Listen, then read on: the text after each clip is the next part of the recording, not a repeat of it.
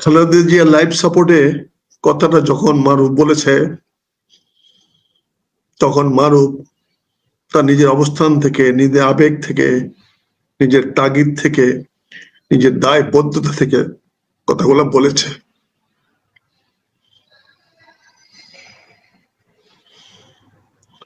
মৃত্যু মানুষের অতি স্বাভাবিক জিনিস।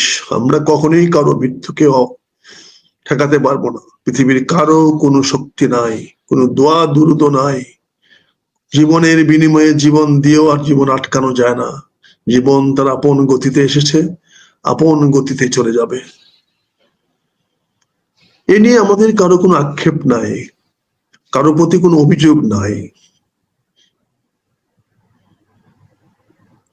দেশমাতা খালেদা জিয়া চলে যাবেন, এটাই তো অতি স্বাভাবিক।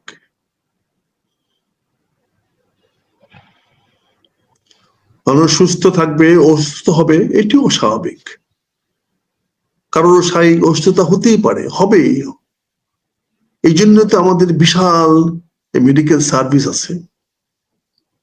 মানুষের স্বাস্থ্য সুরক্ষা করার জন্য তো বিশ্বব্যাপী সবচেয়ে বড় যে সার্ভিস, সবচেয়ে বড় যে সেবা, সেটা হচ্ছে, এবং মানব সেবার মধ্যে সবচেয়ে বড় যে সেবা, সেটা হচ্ছে চিকিৎসা সেবা।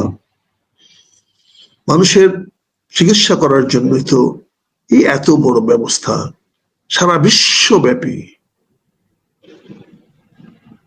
কাজেই আমি আমার কোনো আক্ষেপ নাই, দুঃখ নাই। উনি অসুস্থ হতেই পারেন, অসুস্থর ব্যাপারে আমার কোনো কথা নাই। কিন্তু আমার মনে প্রচন্ড কষ্ট, প্রচন্ড ব্যথা, প্রচন্ড বেদনা যে আজকে আমরা বাংলাদেশের মানুষ, এত কোটি কোটি মানুষ তার সহকারী থাকার পরেও উনাকে আমরা সুচিকিৎসা দিতে পারলাম না। দেশমাতা খালেদা জিয়ার জন্য আমরা একটা সুস্থ, সুন্দর, সঠিক চিকিৎসার ব্যবস্থা করতে পারলাম না। কত হতভাগা আমরা। এই দেশমাতা খালেদা জিয়া আমাদের জন্য, দেশের জন্য, জনগণের জন্য স্বামী হারিয়েছেন, সন্তান হারিয়েছেন, কারা ভোগ করেছেন, নির্যাতন ভোগ করেছেন। মানুষকে রাজনৈতিক সচেতন করার জন্য হাজার হাজার মাইল উনি ঘুরে বেরিয়েছেন। বাংলাদেশে এমন কোনো প্রান্ত নাই যে প্রান্তে বেগম খালেদা জিয়া যান নাই।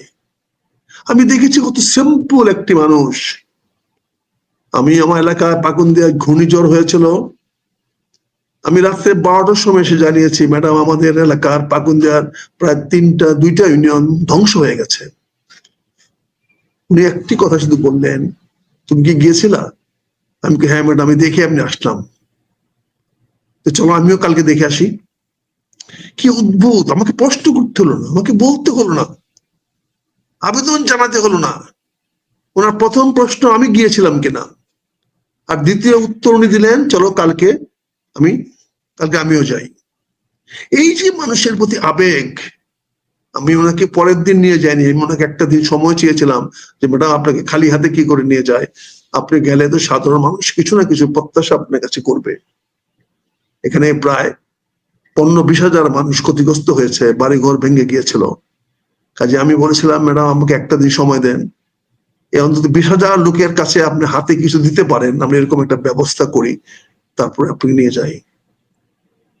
এবং তিনি একটা দিন সময় দিলেন, একটা দিনে বেশি না। বললো একটা দিনের মধ্যে তুমি যার যতটুকু পারো, যাই পারো, হালকা যাই আছে, আমরা তো বড় লোক না, আমরা তো রাষ্ট্রীয় ক্ষমতায় নাই, বিরোধী দলে আছি, যাই পারি, তুমি একটা দিন সময় নাও। এই যে মানুষের প্রতি দরদ কার কাছে পাবেন বলেন? কোথায় পাবেন? আমি পুরা রিলিফটা উনাকে, ওনার পাশে বসে আমি গাড়ি চালিয়েছি, উনি রিলিফে জায়গায় গেছেন, মানুষের হাত মিলেছেন। মহিলারা আসছেন, উনি গ্লাস নামায়া মহিলাদের হাতে হাত রেখে কথা বলেছেন। একজন প্রধানমন্ত্রীকে স্পর্শ করার ক্ষমতা আমাদের কোনোদিন হয় নাই, কোনোদিন খালেদা জিয়ার পা স্পর্শ করার দুঃসাহস আমাদের হয় নাই। পায়ের চেয়ে 6 ইঞ্চি দূর থেকে সালাম করেছি। আর আমার গ্রামের মানুষেরা, পাকুন্দার মানুষেরা ভাগ্যবান, এই মহিলারা হাতে হাত মিলায় ওনার সঙ্গে কথা বলেছে, হাতে হাত রেখে কথা বলেছে। আমি অত্যন্ত একান্তে ওনাকে দেখেছি, অত্যন্ত পাশে থেকে দেখেছি, সুদিনে দুর্দিনে কষ্টে। আমি ওনার তীব্র ভৎসনা খেয়েছি, আবার সন্তানের চেয়েও বেশি আদর পেয়েছি। উনি আমাকেও বলেছেন, তুমি যেগুলো করো, জানো একদিন তোমাকে পুলিশ কি করবে। তিনি আমাকে এও বলেছেন, তুমি যে এত বড় সাহস করে কথাটা বলতে চাচ্ছ, তোমাকে তো আর্মি মেরে ফেলবে। 111 সময় কথা। আমি বলছি, সেটা তো আমি তোয়াক্কা করি না ম্যাডাম, আমি আপনার জন্য কিছু করতে পারলাম কিনা। তো সেই কতটুকু আদর থাকলে উনি আমাকে নিয়ে চিন্তা করেছেন, ওনাকে নিয়ে চিন্তা করেন নাই। আমাকে ওরা মেরে ফেলবে, পুলিশে আমাকে ধরে নিয়ে যাবে, সেটা ওনার চিন্তা। একটা মায়ের যা চিন্তা করার, যা স্বাভাবিক, অতি স্বাভাবিক একটা মায়ের মতো। আজকে তিনি লাইফ সাপোর্টে, তারপরে আমরা ওনাকে নিয়ে রাজনীতি করছি, বলছি ওনাকে বিদেশে নিয়ে যাওয়া হবে। 7টা দিন আমরা তাহলে কি করলাম? 7টা দিন ওনাকে আস্তে আস্তে মৃত্যুর দিকে নিয়ে গিয়ে এখন আমরা বিদেশিকে কলঙ্কিত করব, বিদেশি চিকিৎসা ব্যবস্থাকে কলঙ্কিত করব। তারপর একটা রিউমার ছড়াইয়া দিব যে তারেক রহমানকে বাংলাদেশে আসতে দেওয়া হলো না, তাই তারেক রহমানের সঙ্গে তার মায়ের শেষ দেখার ব্যবস্থা করার জন্য ওনাকে লন্ডনে পাঠিয়ে দেওয়া হয়েছে।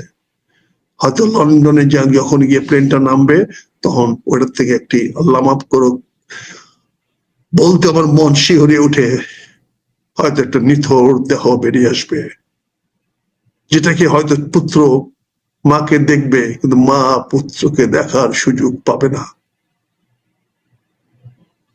এই ষড়যন্ত্র এখন করা হচ্ছে।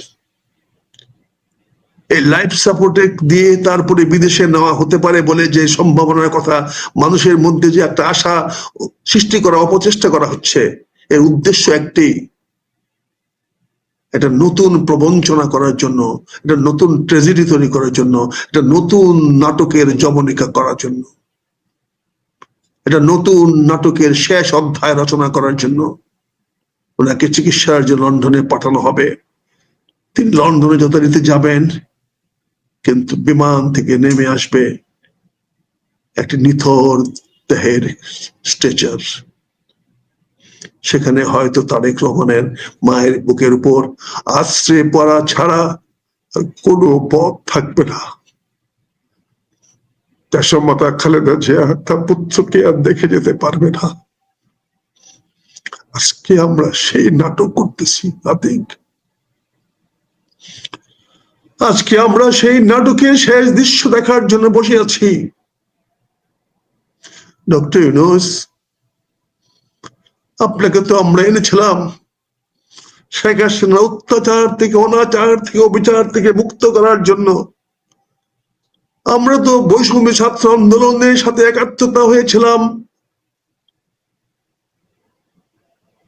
সেই স্বৈরাচারী বা আমাদের উপর যে অত্যাচার চালিয়েছিল যে আওয়ামী লীগ সরকার, যে ফ্যাসিস্ট সরকার, সেই সরকারের হাত থেকে আমাদেরকে রক্ষা করার জন্য আপনার কাছে আমরা নিরাপদ থাকলাম না। শেখ হাসিনা জেলে রেখেছে, কিন্তু তাকে হত্যা করতে পারে নাই। আর আপনি তাকে বুকে টেনে নিয়ে তার বুকে ছুরিয়াঘাত করলেন, তার হৃৎপিণ্ড আজকে আপনি ছিঁড়ে ফেললেন। আপনি তাকে অনুষ্ঠানে ডেকে নিয়ে তার বুকে বিষ দিয়ে দিলেন। কি অদ্ভুত নাটক আপনি করলেন। 21 তারিখে যার সঙ্গে বসে আপনি এত হাসি খুশি কথা বললেন, 23 তারিখে 23শে নভেম্বর, 21শে নভেম্বর আপনি তার সঙ্গে বসে সশস্ত্র বাহিনীর অনুষ্ঠানে আনন্দ উল্লাস করলেন, ফুর্তি করলেন, জনগণকে দেখালেন আপনি খালেদা জিয়ার জন্য অত্যন্ত শুভাকাঙ্ক্ষী। সেই খালেদা জিয়া যখন 23 তারিখে হাসপাতালে ভর্তি হলো, 23শে নভেম্বর আপনি ওনার পাশে গেলেন না, ওনাকে দেখতে গেলেন না। 23 তারিখ, 24 তারিখ, 25 তারিখ আপনি গেলেন।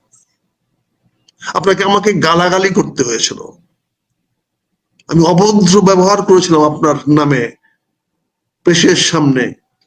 আপনি আশিস বিজ্ঞলকে গালি দিয়ে বলেছিলাম, ওই বেটাকে, ওকে ডাক্তার, ও কেন আসবে এখানে? আসবে তো হয় অন্তত পক্ষে নিচে কেউ আসতে হলে স্বাস্থ্য উপদেষ্টা আসবে, আসা তো উচিত ডক্টর ইউনূস সাহেবের। ডক্টর ইউনূস স্যার, আপনাকে স্যার বলেই বলছি, আপনি আমার চেয়ে বয়স্ক, শিক্ষা দীক্ষা অনেক, তাই স্যার বলছি। আপনার কাছে কোনো দয়া রাখেনের জন্য স্যার বলছি না। এই কি আপনার মানবতাবোধ? এই কি আপনার, যদি প্রতিপক্ষ শত্রু হয় তার প্রতি কি এই আপনার আচরণ? আমরা তো দেখেছি আলেকজান্ডারের সামনে যখন পুরুকে ধরে নিয়ে আসা হয়েছিল, আলেকজান্ডার একজন বিধর্মী, সে সম্রাট পুরুকে প্রশ্ন করেছিল, আপনি আমার কাছ থেকে কি আচরণ আচরণ করেন? পুরু মাথা তুলে দাঁড়িয়ে বলেছিল, আমি একজন সম্রাট, আমি একজন সম্রাটের কাছে এসেছি, আমি সম্রাটের মতো আচরণ আশা করি। পুরু আজ অভিভূত, পুরু পুরো ধন্য হয়ে গেল, পুরো খুশি হয়ে গেল, প্রীত হয়ে গেল। উনি সেলুকাসকে বলেন, সেলুকাস, আমার আর পূর্ব দিকে যাওয়ার দরকার নাই, এই দেশ সিন্ধু অববাহিকা শাসন করুক পুরু, চলো আমরা ফিরে যাই আমাদের দেশে। পাশে ইরানে রেখে, সেলুকাসকে ইরানে রেখে তাকে সিন্ধু প্রদেশ দিয়ে আলেকজান্ডার ফিরে গেলেন। আজকের এই বিশ্বে, আজকের এখানে তো আপনি ওই জায়গায় আছেন,